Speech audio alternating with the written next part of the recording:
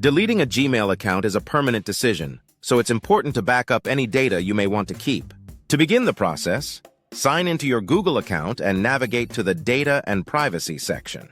From there, scroll down until you find the option for Data from Apps and Services You Use.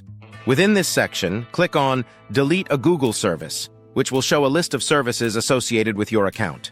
Select Gmail from this list, and Google will prompt you to verify your identity.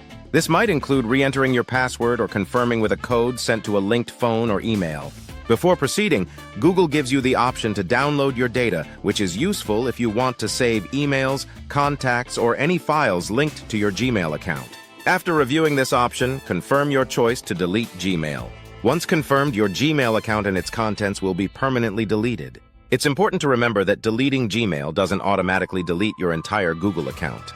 You'll still have access to other Google services, but Gmail will no longer be available.